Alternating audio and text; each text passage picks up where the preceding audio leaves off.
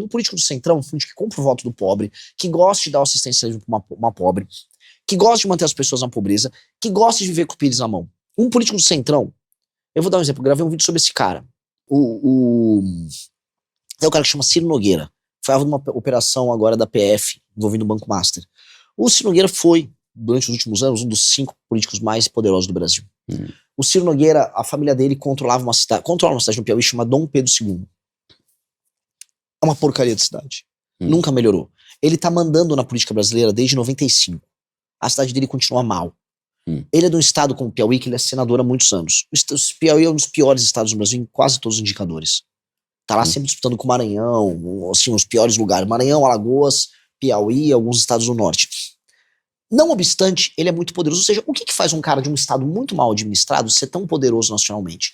Aí eu pego o Alcolumbre, presidente do Senado, é do Amapá.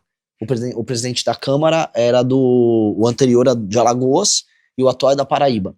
Por que a gente é administrado por políticos que vêm dos lugares mais mal administrados?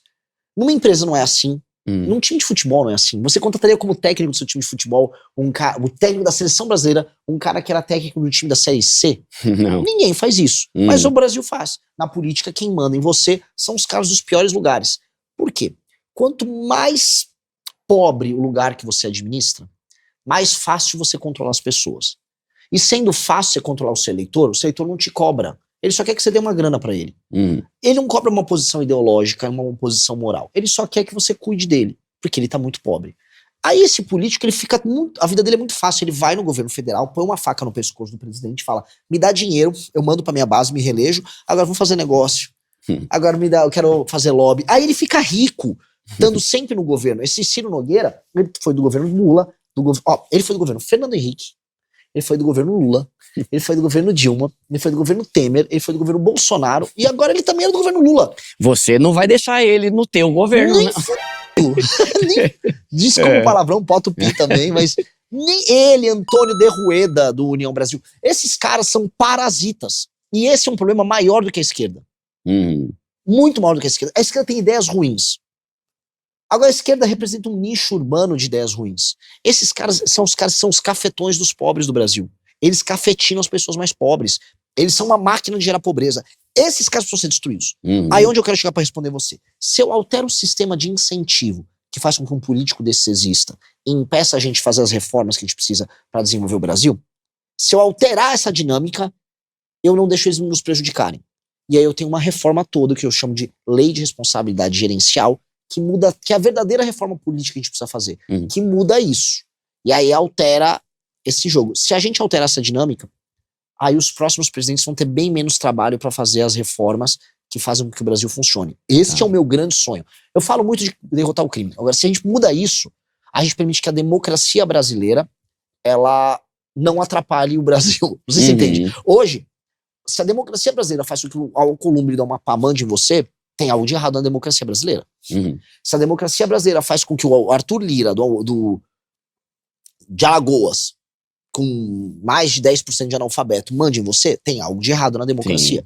E tem. Algo de errado na democracia, assim, as pessoas, quanto mais pobres as pessoas, mais elas dependem do Estado e mais elas votam no político corrupto que dá alguma coisinha pra elas. Mais elas vendem o voto, inclusive. E aí isso faz com que esse político seja hiperpoderoso. Aí esse político vai pra Brasília, fica mandando verba pra essa região dele, e essa verba que ele manda pra essa região dele, ele ainda desvia, bota no bolso, faz compra de voto, faz caixa 2, e aí ele exige que o governo seja uma grande máquina em que ele fica dragando. Eu preciso mudar esse funcionamento. E onde tá o funcionamento? Um prefeito que administra essas pessoas pobres, nessas cidades pobres, hoje ele se reelege mesmo não melhorando em nada a vida das pessoas. Isso é o básico. A pessoa reelege ele sem ter melhorado o esgoto, a educação. A pessoa nem sabe medir. Porque o cara compra o voto dela, ou o cara emprega ela na prefeitura, ele ameaça o adversário. A gente vai criar uma lei de responsabilidade gerencial, que é assim, pro cara poder concorrer à reeleição, se ele tinha 10% de esgoto na cidade dele, no final dos 4 anos ele tem que entregar, sei lá, 20. Se ele tava em tal posição no ranking de educação do SAEB, ele tem que subir.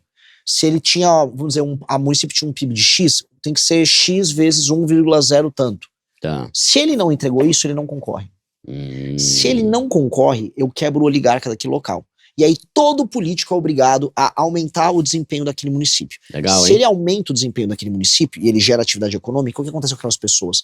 dependem menos do Estado. Dependendo menos do Estado, elas não vão ficar vendendo voto para político. Não vendendo voto político, esse político que fica roubando em Brasília, que impede o desenvolvimento, ele vai deixando de existir. Ele vai raliando. E aí começamos uma mudança no sistema. Tá. O sistema tem que ser igual a uma empresa. O prefeito tem que ter indicador de desempenho. Se ele não entrega um indicador, ele não concorre. Perde direito político por 8 anos. Simples assim. Se ele entregou, pode reeleger, tá tudo bem. Tá. Não tenho nada contra o cara. Entregou o desempenho? Concorre. Não entregou o desempenho? Tá na rua. E se ele tá indo muito mal na gestão dele, o governo federal tem que ter o poder de tirar, não é nem afastar ele, de colocar um interventor na cidade que corrija a rota. E aí tem que chegar um interventor, que o governo federal coloca, ó, você não tá investindo direito em educação. Ó, não tá aumentando a atividade econômica. Você não fez aqui a receita que você precisa fazer certinha pra você melhorar o saneamento básico. Não fez. O interventor, ele faz o prefeito ficar sentado olhando. É isso. Seria bom. É isso, tem que ser esse o jogo. Tá. A gente tem que resolver da base. Sim. Tem uma pergunta, eu tenho alguns quadros aqui, mas pobrezita, acho que não vai dar pra fazer os quadros hoje aqui não, viu? Mas é que eu tenho uma pergunta que eu acho que, pra mim, assim, é muito importante, que é o seguinte. Eu acho que o Bolsa Família, ele salva muita gente, mas também é muleta pra muita gente. E eu não viajo tanto o Brasil quanto você, mas como eu gosto muito de projeto social, eu vou muito pro sertão, pras quebradas aí, né? E eu vejo que muitas vezes falta emprego, e eu gosto muito da ideia do empreendedorismo mais do que o assistencialismo. Por exemplo, quando eu vou lá pro sertão, eu vejo muita gente que não tem água, pessoas que não têm emprego, e não só no sertão, mas na região norte ele tem muito, a maior desgraça, eu acho, do Brasil, que é o tráfico. Eu evito falar algumas palavras, porque senão a internet bloqueia, né? Mas tráfico infantil. Mano, você tem um bagulho que me deixa com ódio absurdo no coração. Essas desgraças aí. Só que aí quando você vai lá... Eu tinha só de falar, no interior do Nordeste isso é muito forte. Também tem, né? Muito. Não, eu achava que era mais. Eu já vi no Acre também, crianças de 10 anos que tem que fazer as coisas que não deveria pra ter dinheiro na família. Inclusive são os lugares em que as meninas elas têm a primeira gravidez mais cedo. Que ferra tudo, lógico, com todo mundo, né? Só que aí o ponto é, por que não existe um projeto do governo para que em vez de ficar fazendo trocentas mil fábricas em São Paulo, Rio de Janeiro, Curitiba, não comece a dar benefício para que se crie uma fábrica enorme? Tudo bem que lá vai ter que preparar a pessoa, porque a pessoa não tem nem estudo para trabalhar numa fábrica, né? E não que eu seja a favor de, você ser peão de fábrica, mas é melhor ser peão de fábrica do que vender o corpo, né? Não existe uma forma de a gente fazer com que tenham mais benefícios para que os grandes empresários migrem para essas áreas terríveis como Ilha de Marajó, região norte, onde tem muito problema com isso, sertão do Nordeste, onde não tem nem água. Vou dar um exemplo. Lá numa cidade lá do sertão que eu fui, eles começaram a fazer aqueles negócios eólicos, sabe, de pegar vento e energia tal, eólica. Cara, ajudou muita gente. Só que foi um projeto. Por que não se faz um projeto para que as empresas criem fábricas lá para melhorar a região e ainda assim a empresa ter algum benefício, entende? Cara, esse é um dos temas que a gente mais discute. Eu vou te falar a resposta por que não fazem. Porque se você for instalar uma fábrica no meio do sertão, você não vai ter mercado consumidor próximo. Você não tem mão de obra. Você não tem segurança jurídica. Você não tem estrada pra escoar nada. Logística, né? É tudo muito ruim, muito difícil. Que droga, né? Uhum. É muito ruim, muito difícil. Esse é o status atual. Houve quem tentou? Houve. Houve uma tentativa que teve um resultado, se não brilhante, muito bom, que foi no interior do Ceará.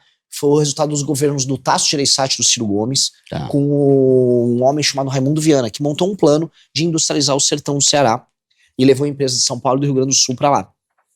E teve um sucesso relativo. Acho que você vai nas cidades, elas não se tornaram, cidades colossais, mas são cidades melhores do que as contrapartes delas nos outros sertões. Isso aconteceu no Ceará. Só que o que eu acho que coisa que a gente precisa ter, coisa número 1, você precisa ter um ganho de competitividade geral do Brasil. Ou seja, o dinheiro tem que ser mais barato para todo mundo. A gente tem que ter capacidade de ter investimento, novamente, diminuir o gasto obrigatório, aumentar o discricionário, para você ter malha logística ferroviária e rodoviária abundante. Trem seria ótimo, né? Energia mais barata. E a energia abundante vira energia mais barata. E dinheiro mais barato, juros mais baratos. Com esses fatores, instalar as empresas em outros lugares já passa a ser mais racional. Porque hoje é tão difícil abrir uma empresa que só num lugar que se tenha uma condição muito boa, sei lá, em Campinas, é um puta ponto logístico, você perto de São Paulo, tem mão de obra, tem capital humano bom, você consegue tem estradas, você tem tudo. Então é mais fácil você instalar em Campinas do que você instalar em Campina Grande, vamos colocar aí. Pra você conseguir, então assim, primeiro, uma reforma de competitividade gigante. 2, se você for fazer só subsídios aleatórios, você vai levar um setor pra lá, vira uma empresa, a empresa está naquele lugar, só que ela não ramifica. Você leva até uma fábrica, mas ela não gera um polo ao redor. Por exemplo, Pernambuco levou pro Zona da Mata a Fiat, que é a Fiat Chrysler. Você vai lá, ao redor da Fiat não tem nada. E as pessoas nem foram morar na cidade que chama Goiânia. É Goiânia ou Goiânia. Ninguém foi morar porque a cidade é ruim. Então mesmo as pessoas, elas saem de Recife de ônibus, vão trabalhar naquela cidade e voltam de ônibus, ou outras saem de João Pessoa para ir trabalhar na fábrica da Fiat. O que isso quer dizer? É uma ilha. Para não ser uma ilha, você tem que... É a tese que a gente está trabalhando. Se aproveitar de cadeias pré-existentes e qualificar elas. Então você tem, por exemplo, agricultura na região de Petrolina. Boa. Com muita fruta. Pô, então vamos... Aí sim, oferta de crédito para quem quiser montar, por exemplo, sorvete... Você aumentar a cadeia de complexidade, vamos exportar o sorvete, vamos exportar a polpa da fruta, vamos exportar o suco da fruta. Aí você aumenta a complexidade da cadeia, você começa a ter empregos de maior qualidade que pagam mais naquela região. Mesma coisa em outros pontos que você tem nessas regiões mais pobres, onde aquele investimento pontual já está pegando uma vantagem comparativa e uma produção pré-existente para você melhorar a qualidade ali. Paralelamente, aí sim, nós somos favoráveis à criação de uma zona econômica especial, a gente está desenvolvendo para o livro amarelo que a gente vai soltar, em algumas regiões do Nordeste. Zona amarela, você falou? Zona econômica especial. O caderno é amarelo. Zona econômica, amarelo, Zona econômica especial, tal qual acontece na China, voltada apenas para exportação.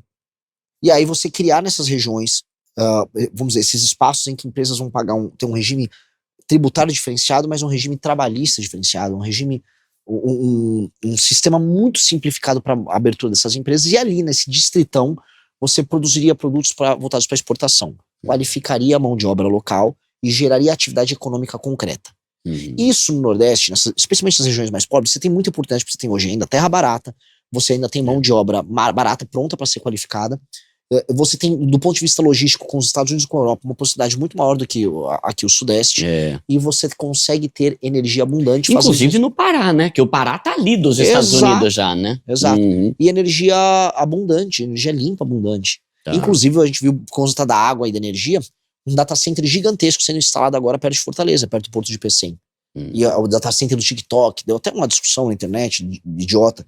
Mas sabe, sim, existem oportunidades para empregos na área de indústria e serviços, e você consegue, mas tem que fazer com inteligência. Por quê? Porque o Brasil está desde os anos 50 vindo com essa ideia, eu vou industrializar o Nordeste. Aí teve a Sudene, não sei o quê, e não funcionou. Era só dinheiro que foi jogado, os caras roubavam e nunca funcionava.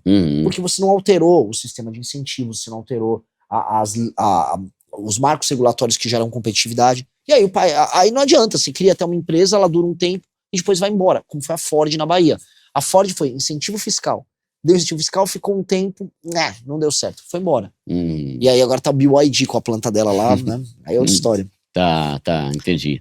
Tem muitas questões envolvidas, tem, né? mas dá pra fazer, e eu concordo que precisa fazer feito isso. Acho que, assim, a gente só vai resolver o Brasil se a gente resolve essas regiões muito pobres do Brasil. Porque os políticos que ferram a gente vêm dessas regiões. Então, para resolver em escala, a gente precisa gerar atividade econômica urgente nessas regiões em que...